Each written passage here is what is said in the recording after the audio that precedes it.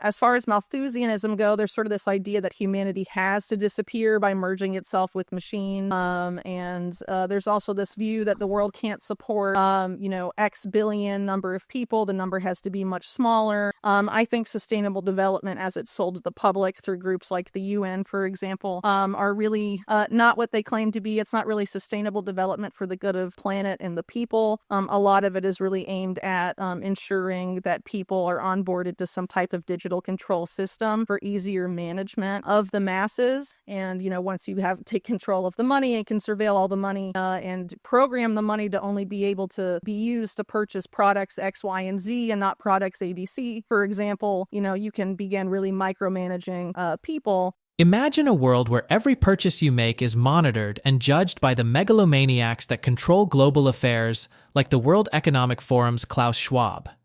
This is the future of humanity. According to various expert analysts, in a recent interview, popular investigative journalist Whitney Webb raises concerns about a particularly disturbing situation that's unfolding in our world. This issue is none other than the push to create an alternative financial system based on the blockchain that will allow the global elites to achieve their longtime dream of the absolute subjugation of the human race. It's been at least a decade since the United States government and most of its counterparts worldwide embarked on the war on cash, a set of policies designed to minimize or eliminate the use of paper currency. According to the official narrative, the main aim of this effort is to shift transactions to mediums that leave a paper trail, thereby drastically reducing or eliminating criminal activities. But the war of cash seems to have taken a very dark turn. It's no longer about the convenience and safety for which it was promoted in the early days. Now, it's about carbon credits, digital IDs, CBDCs, and the promise of absolute power in the hands of a few. Whitney Webb warns that CBDCs could usher in a dystopian era of total financial control, aligning with the infamous "you'll own nothing and you'll be happy" narrative pushed by the World Economic Forum. By linking digital currencies to social credit systems and climate policies, governments would gain an unprecedented ability to dictate how and where people spend their money, punishing dissenters or enforcing political compliance through financial exclusion. In a recent interview featured on the Before School YouTube channel, Whitney exposes the diabolical and true intentions behind CBDCs and global depopulation. We will present clips from the interview.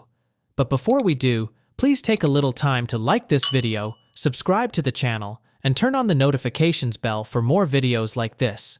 We appreciate the support and hope you enjoy the video. So there is a lot of what I would call Malthusianism in the thoughts of people that developed, the so-called sustainable development agenda.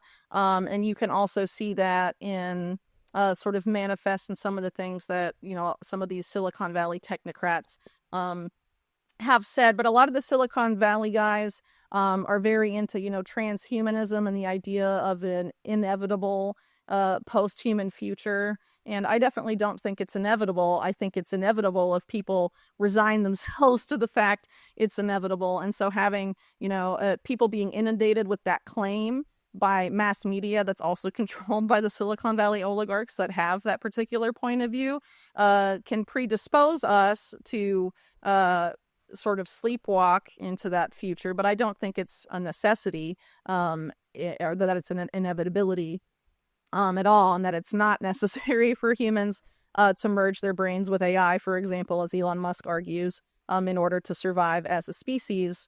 I think that is just sort of fear-based marketing for, a product that he personally produces, Neuralink, but also other companies like BlackRock Neurotech, among others, Synchron, I think is another one, are developing and are poised to commercialize in the near future, and I'm sure that will be sold to the public as an even more convenient version of the smartphone. It's in your brain. You don't even need to touch screens or buttons or look at anything, But I don't know how many people will actually adopt that, because presumably the stepping stone before that would be like the VR goggles, the Apple Vision Pros, the smart glasses, and all of that. And I haven't really seen people being interested in widely adopting that.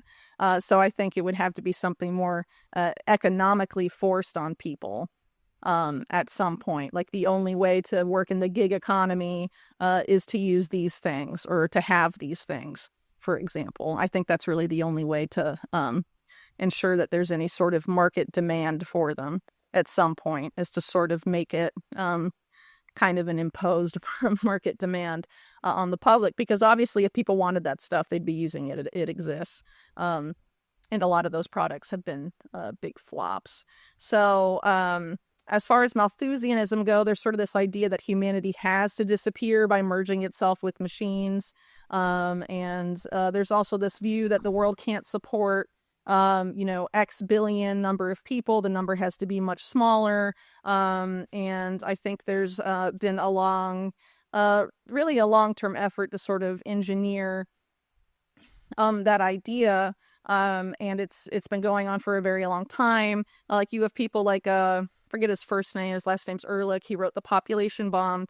But back in the 70s, he said, very soon, everything will collapse because of the population. And then, the world population greatly surpasses that. And it didn't happen. And there's sort of been this argument that's very common with people who sort of were in the past and since then have developed some, development plans and things like that for the United Nations that make arguments that the world's population needs to be a lot smaller than it is right now for sustainable development, quote unquote, to actually be able to happen. I think sustainable development, as it's sold to the public through groups like the UN, for example, are really not what they claim to be. It's not really sustainable development for the good of the planet and the people. A lot of it is really aimed at ensuring that people are onboarded to some type of digital control system for easier management of the masses, and particularly onboarding people onto types of surveillable, programmable digital money, whether that means a central bank digital currency or a private sector digital currency like a stable coin, for example. But all of that can be just as surveillable and programmable as CBDCs. And, once you take control of the money and can surveil all the money and program the money to only be able to be used to purchase products X, Y, and Z and not products ABC, for example, you can begin really micromanaging people and basically what type of economic activity people at any scale you want can engage in. And ultimately, if you limit, through things like carbon taxes or carbon markets and things like that, or quotas on carbon, that's essentially a tax on how much family a household uses. And so if you are greatly reducing the amount of energy that certain households can use, you're probably also limiting the size of the family that they can have, or the number of children they can have, and things like that. So there is a potential for that. And as I mentioned earlier, there are people that, historically at the UN have been arguing sort of for this reduction in population. For example, Julian Huxley, Aldous Huxley's brother, who was the founding president of UNESCO at the UN. He was president of the British Eugenics Society. In his opening speech as director of UNESCO, he argued that as it relates to eugenics directly, we need to make the unthinkable thinkable again. This is right in the aftermath of World War II. And you see a lot of that thinking, find its way into elite circles, including among elite figures in American politics, like Henry Kissinger, who made it U.S. policy in the 1970s that population growth in the global South, particularly Latin America, was deemed a national security threat to the United States, which is quite, astounding in and of itself. But that mentality hasn't really gone away. I think it's undergone, different iterations, and a lot of it ultimately manifests not necessarily in trying to cull people or kill them, but in some type of control over people's economic means and energy usage at the end of the day. And I think that's why a lot of these areas that, for example, in that Kissinger memorandum were flagged as national security threats, them having a large population, they've been the most subjected to the debt slavery paradigm, as in most other places in the world, which obviously is going to economically impact people's way of life and how many children they can have. Whitney argues that CBDCs, combined with social credit systems, digital IDs, carbon tracking, and AI-driven governance, could be used to restrict access to resources, healthcare, and financial autonomy, indirectly impacting population levels by making life more difficult for certain groups. The global elites essentially don't have to get their hands dirty by orchestrating mass murders or similar concepts that have been shown in various Hollywood movies.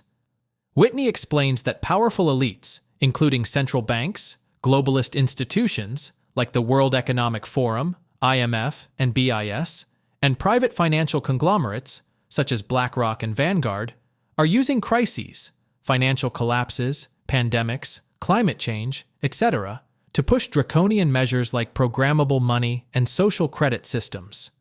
Under this new world order, every transaction would be recorded and monitored, giving authorities full control over financial activity.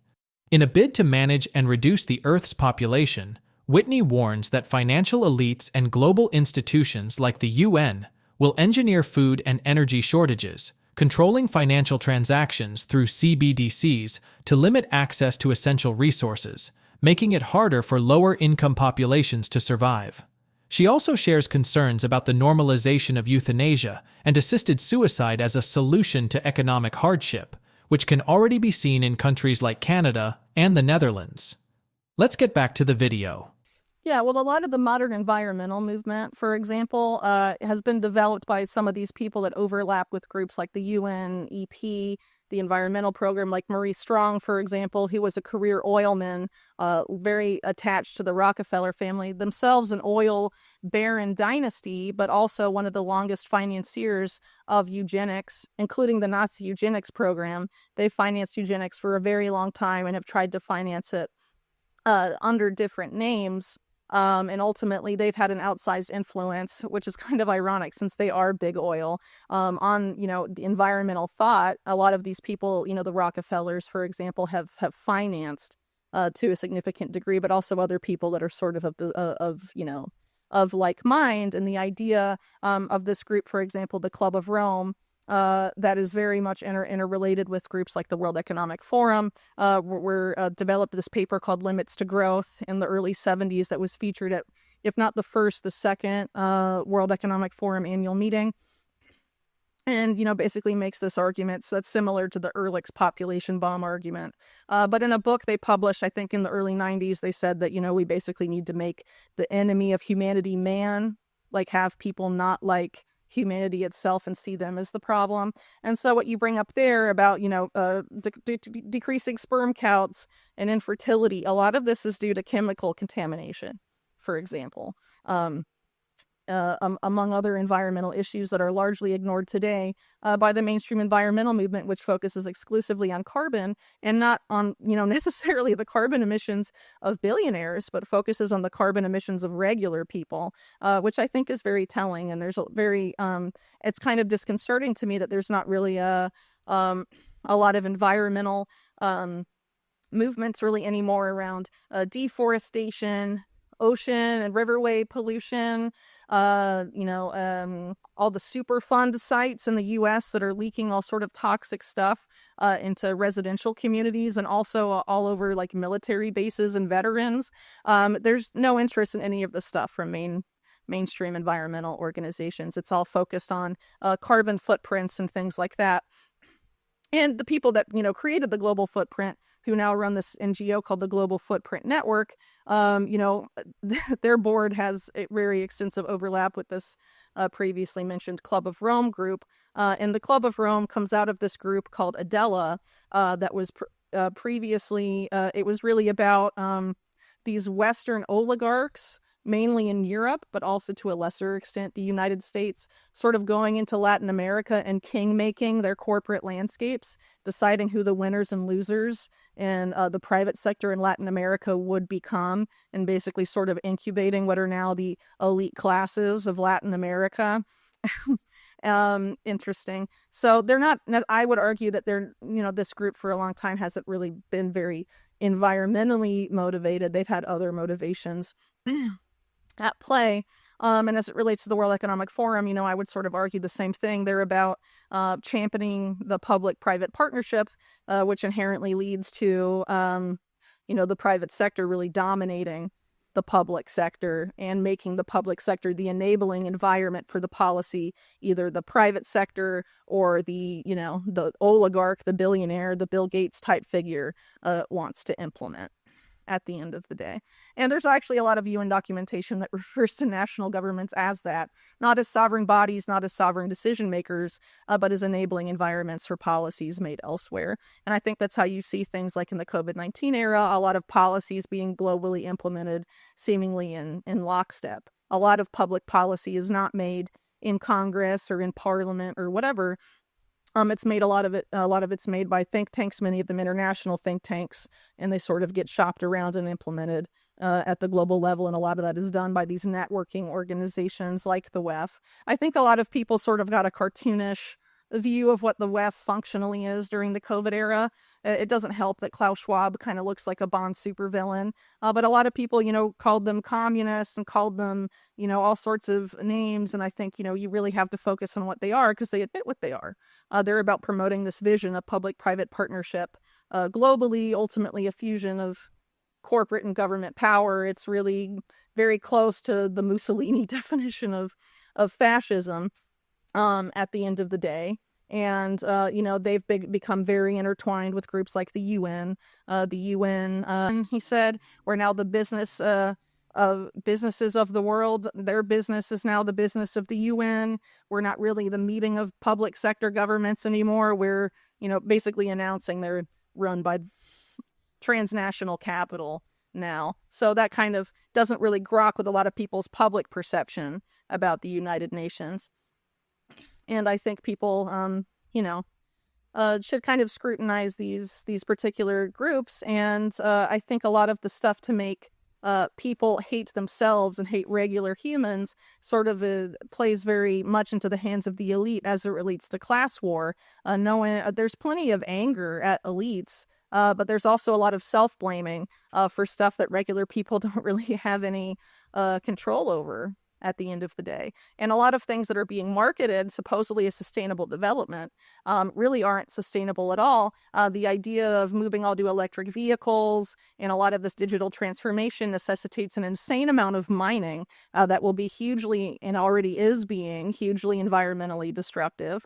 And you don't really hear a peep about that from environmental groups. And inherently, even if every deposit of nickel, cobalt, lithium, rare earth minerals, if they're all mined all over the world, it is not enough to replace the number of cars in circulation today. So inherently, the freedom of movement would be inherently limited by this paradigm. And I don't necessarily think that fossil fuels or all of that are great either. But it's interesting, too, that a lot of the biggest promoters of these agendas now are actually big oil.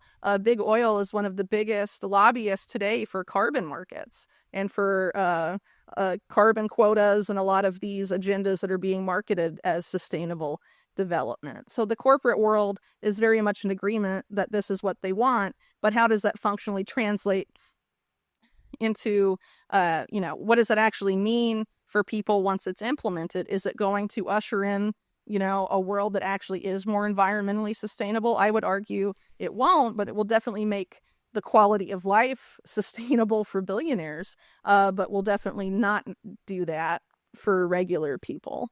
And I think people should be, cognizant of these kind of threats and, realize that, giving into this view that it's all regular people's fault. If CBDCs become fully implemented and mandated, they could give governments the ultimate power to enforce spending restrictions based on government policies, for example, limiting purchases of carbon-intensive goods, control savings and wealth accumulation, potentially imposing negative interest rates or expiration dates on money, instantly punish political dissent, cutting off access to funds for those who oppose government policies, eliminate financial privacy, making every purchase traceable and monitored. This suggests that the war on cash was never about stopping crime or increasing convenience. It was always about control. If cash is eliminated entirely, Alternative financial systems, such as decentralized cryptocurrencies or barter economies, may become the only refuge from centralized financial tyranny. This is why many renowned precious metals analysts strongly encourage holding your wealth outside the system in the form of tangible assets like gold and silver.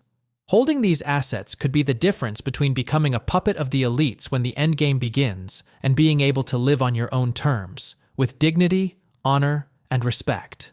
Do you agree with Whitney that this is all part of a big plan to effortlessly bring about a global reset and the subjugation of the human race?